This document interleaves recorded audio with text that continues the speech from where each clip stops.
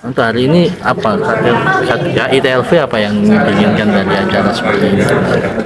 Dari KITLV, saya melihatnya acara seperti ini sangat berguna dan penting ya juga untuk KITLV untuk mengetahui hal-hal apa yang hidup di masyarakat di Jember, dan masyarakat di Jember itu tidak hanya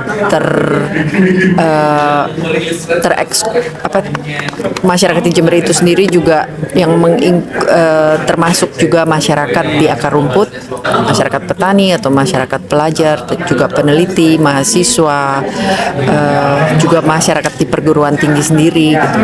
Jadi menurut saya ini sangat penting karena KITLV kan posisinya di Belanda dan kami mengetahui permasalahan-permasalahan global yang terjadi juga di Indonesia, tapi untuk mendengarkan suara-suara dari akar rumput itu yang kami anggap sangat penting. Apa yang diharapkan dari ini kan sudah suara aku, tapi ke depan proyek atau program seperti apa yang diharapkan? Ke depan saya pikir bisa kita bicarakan bersama-sama untuk mengkonsepkan mungkin inisiatif-inisiatif yang baru, tapi inisiatif-inisiatif baru itu juga saya ingin desain sedemikian rupa sehingga itu menjadi sebuah struktur di akar rumput juga. Jadi kalau misalnya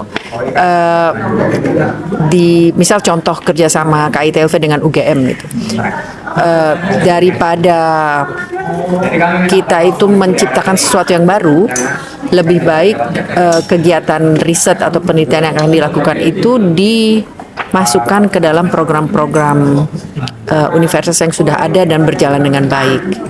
Jadi dengan itu proses kerjasama penelitiannya juga langsung terintegrasi di dalam struktur yang ada ya, yang memang juga sudah diaspirasikan oleh Universitas Gadjah Mada untuk kedepannya bagaimana. Contohnya dengan masterclass sejarah lingkungan. Jadi kami sama-sama di situ, nggak dengan adanya riset baru nggak harus ada masterclass baru. Itu dibawa aja sama-sama. Dan di sini juga menurut saya mungkin harus didiskusikan bersama dulu ke depannya mau bagaimana dengan masyarakat, dengan peneliti, juga dengan PPG yang untuk guru juga kan kebutuhannya berbeda lagi. Kalau kaitannya dengan lingkungan khususnya di Jember, posisi KITLV ini seperti apa? Kami tidak memiliki posisi yang maksudnya definitif ya. Dalam hari ini posisi kami hanya masih eksplorasi untuk mengetahui apa aja isu-isu lingkungan yang ada di Jember, dan kami juga sebenarnya ingin mengkonek isu lingkungan yang ada sekarang itu juga dengan sejarah lingkungan, karena mungkin masalah-masalah lingkungan yang sekarang ini terjadi sudah pernah terjadi di masa lampau, dan kalau memang begitu mengapa ini terulang, itu kan sebetulnya hal-hal yang perlu dipelajari.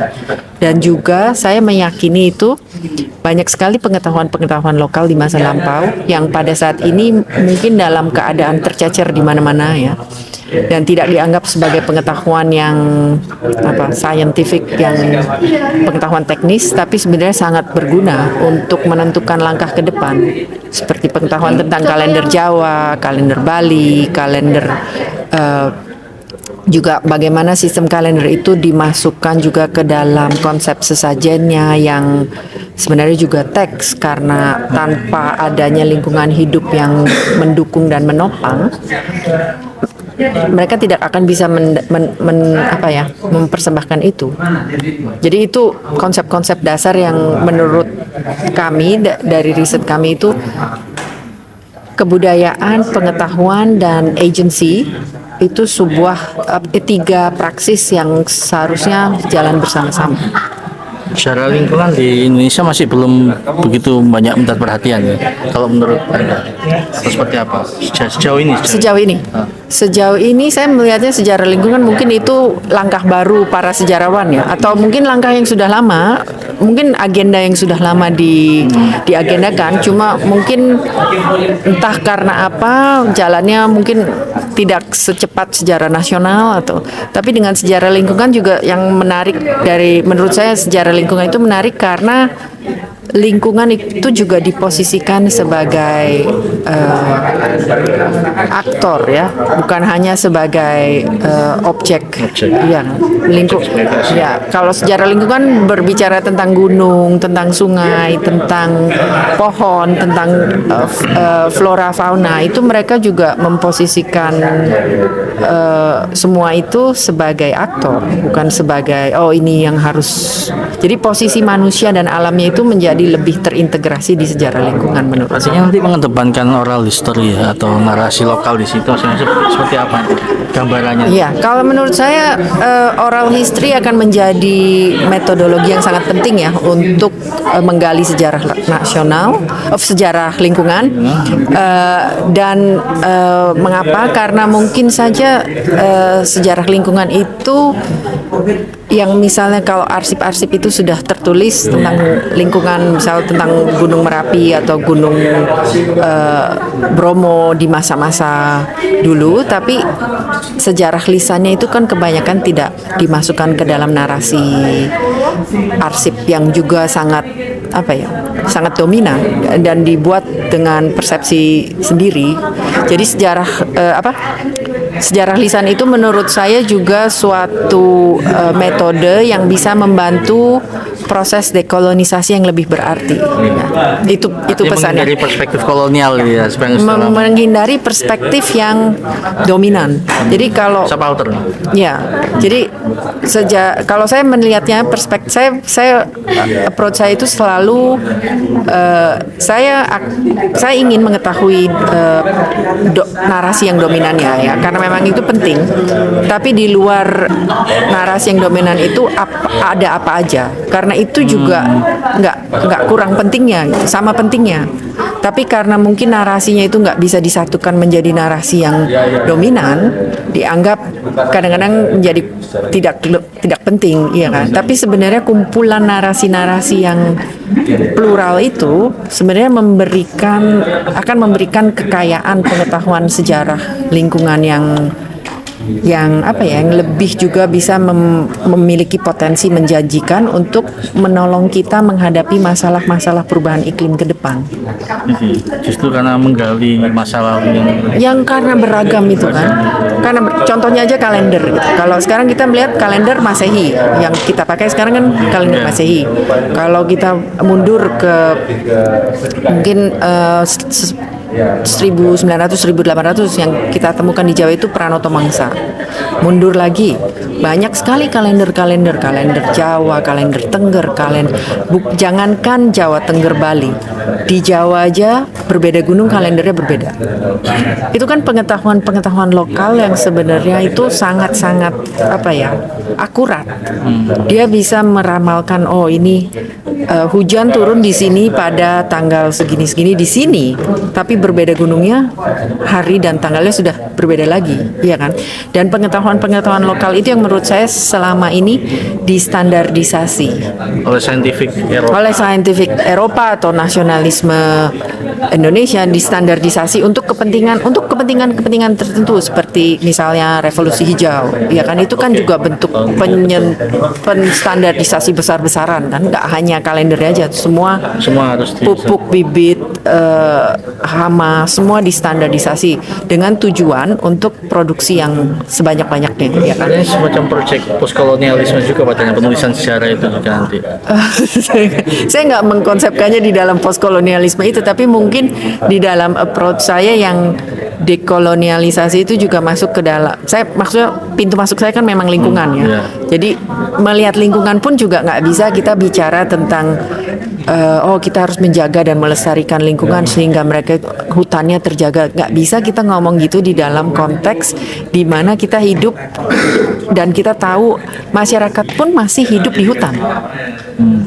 Kalau kita ngomong dengan persepsi lingkungan yang seperti itu, yang akan terjadi itu kita akan membuat lingkungan menjadi sesuatu yang lebih penting dari masyarakat. Wahabi lingkungan katanya Ulil. Saya nggak tahu itu. Katanya Ulil. Waktu yang penambangan di mana? Di apa namanya? Iya di Papua. Kan katanya Wahabi lingkungan yang dukung itu. Terus lanjut. Nah, maksud saya mikir juga lingkungan itu juga ada karena ada manusianya. Ya kan kalau persepsi Barat yang dulu itu kan lingkungan puris ya, hutannya dijaga, binatangnya dijaga, tapi masyarakat adat yang tinggal di dalam itu dianggap sebagai ya mereka harus pindah lah. Itu kan juga tidak cocok karena juga bersamaan dengan indigenous people movement juga ya. Itu juga jadi isu lingkungan itu bukan hanya sebatas lingkungan, itu juga itu mencakup masalah kebebasan beraspirasi, masalah political self determination juga ya. Kayak untuk indigenous people itu hutan itu bukan hanya masalah sebongkah tanah atau berapa pohon, itu masalah territory of life. Jadi konsep yang dipakai itu konsep kehidupannya, bukan masalah saya boleh nggak saya ngambil pohon ini atau saya ngambil berapa hektar. Masalahnya bukan itu, masalahnya kan lebih ke filosofinya, untuk apa diambil itu. Kekhususan untuk Jember, dalam konteks Jember Jatari itu kan Anda kan sudah mendengar lebih banyak percakapan. Kalau menurut Anda kekhususan untuk Jember seperti apa? Untuk lingkungannya? Ya, lingkungan secara lingkungan tadi. Menurut saya sangat menarik untuk melihat yang gumuk itu ya, karena itu juga datang dari masyarakat dan menurut saya merupakan kekhawatiran kolektif ya, yang across apakah itu dari peneliti atau dari masyarakat akar rumput atau dari guru, itu kayak sepertinya kekhawatiran yang di share gitu, kekhawatiran yang dirasakan bersama. Jadi itu masuk dalam konteks sejarah lisan gumuk, tapi juga menurut saya juga yang saya tertarik itu mengapa isu gumuk ini hanya terjadi sekarang, dalam waktu 50 tahun yang lalu gitu. Apakah ada penelitian tentang bagaimana masyarakat mengelola gumuk 50 tahun yang lalu atau 70 tahun yang lalu atau 20 tahun yang lalu? Iya, itu kan yang sebetulnya itu yang harus digali dari sejarah lisannya juga. Itu harus digali mengapa hanya terjadi diskusi ini sekarang ketika penanam modal dan investor dan neoliberal datang, iya kan? Dan dulunya itu kan kenapa apa mungkin ada, dan itu mungkin menurut saya nggak ada di dokumentasi, tapi itu ada di ingatan kolektif ya. Jadi masuklah lagi sejarah lisan menjadi sebuah alat yang sangat penting untuk menelusuri jejak.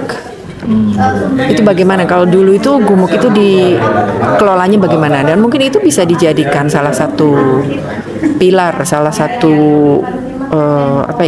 batu loncatan. Rekomendasi Anda seperti apa untuk teman-teman di sini? Kalau saran lah, ini kalau tinggi saran. Sarannya maksudnya gimana? Ya, untuk apa? Teman-teman ketika sudah ditemukan isunya, main isunya sudah ketemu, kemudian apa yang untuk soal sejarah, apa yang harus dilakukan sebagai teman-teman di sini? Rajinlah menurut saya ya, penelitian sejarah itu tidak terkait arsip. Jadi rajinlah pergi mengunjungi masyarakat yang mungkin tinggal di daerah sekitar gumuk itu, menggali pengetahuan, mencari apakah ada kearifan lokal dalam pengelolaan gumuk itu, dan juga berjejaring ya. Jadi itu menjadi satu yang terintegrasi gitu. Jadi mencari pengetahuan sambil mencari solusi, tapi juga sambil berjejaring untuk kalau bahasa Inggrisnya untuk memperkuat collective action ya. Jadi memperkuat, tidak hanya mencari ingatan kolektif tapi juga memperkuat tindakan kolektifnya.